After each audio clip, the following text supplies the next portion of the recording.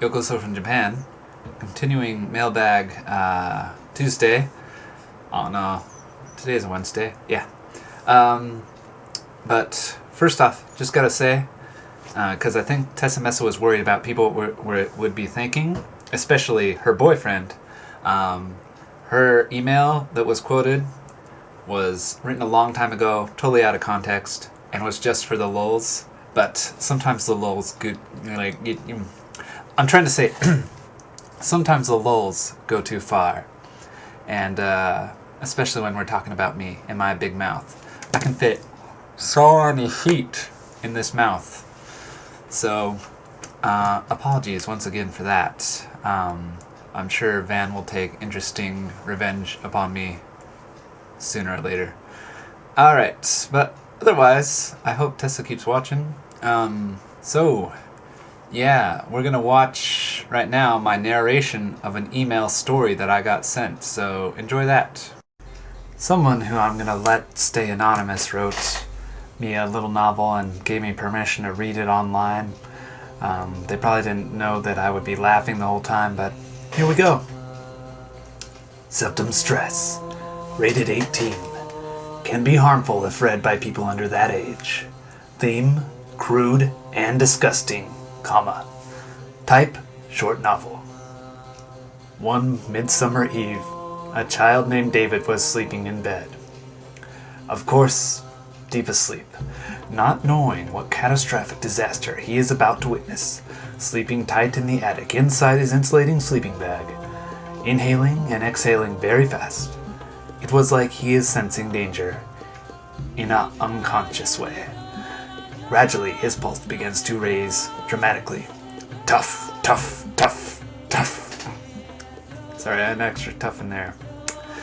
His parents downstairs had just began the deep sleep phase.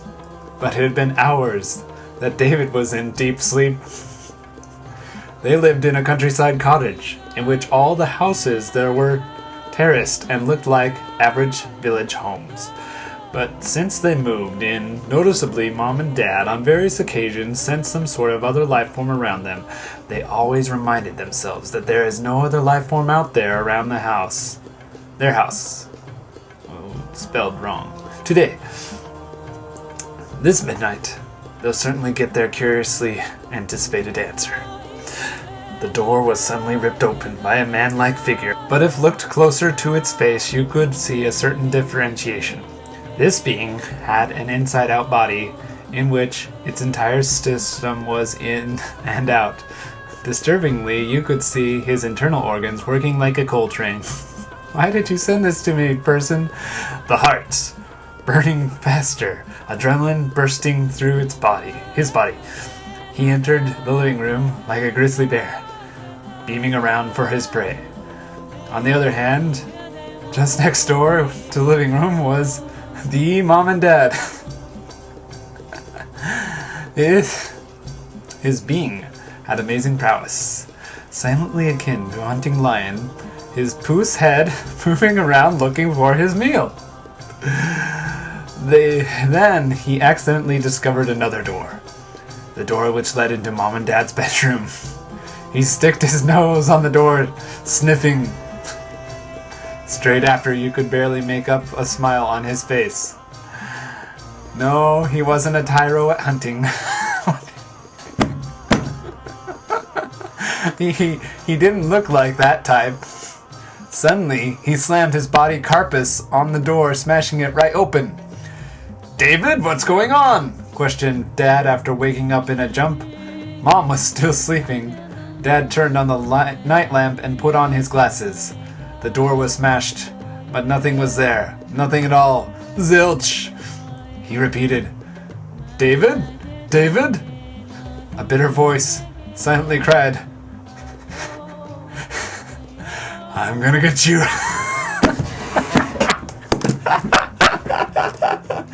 Dad, at this point, was so scared his tongue was paralyzed. Also, he could barely speak. "Who's there?" Let's have another mango chocolate intermission. If you're just joining us, I think my cat is sick because it didn't like being held. So it probably has the aches or something of a fever. I don't know. Gotta take it to the vet anyways. It's got eye crust. And in the story, the door has burst open. It didn't wake up Mom, but it woke up Dad. This inside-out creature that is both bear-like and mountain-like with the Poos head is gonna do something bad. As he said, I'm gonna get you. Overall, the video is going pretty well, except my cheeks really hurt from grinning. Let's continue the story. "Who's there?" he screeched. "Look up," it mourned. Mourned? There it was, somehow laying on the ceiling of the room. "God!" screamed Dad. Mom woke up out of the blue. Incidentally, by default, she was looking on the ceiling. She fainted instantly. The Vorax ceased his hold and dropped onto Dad. I guess it's a Vorax. Stabbing him with a rusty knife right in his cardio section, bursting open his heart. Blood gushing like a tap. Dad's eyes were fully dilated, plus he was in immense pain. The Vorax smiling and saying, "Die, die, die. Ha, ha, ha, ha, die." Dad was in a state of where he was just begging to die. Turning the blade like a screwdriver, the Vorax was causing more bleeding. The entire room was almost covered in Dad's blood. The Vorax was continuing to hurtle the knife until he completely made a mince out of the poor guy's heart. Finally, he died. The Vorax started to take small bites of the head, just like a kid testing the taste to see if it's okay. After a few quick moments, he began to eat from head, ripping off a chunk of the skull and swallowing it without chewing. It even ate the skull, scooping out the brains with his hand and chewing like he is really enjoying it, rocking his body forward and back and eating. There was a happy being enjoying something without compromise. The entire head section was gone.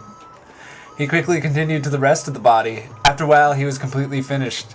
The only thing he didn't eat was the remaining faces.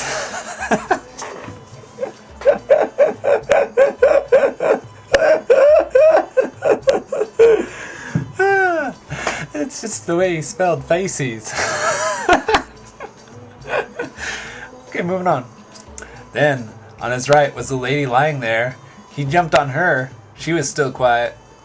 He touched her bosom and began to squeeze tightly. He then put his face on the bosom and started to lick. What? Leading to strong suctions. He then bit her. She woke up screaming. Ah! No one could save her now.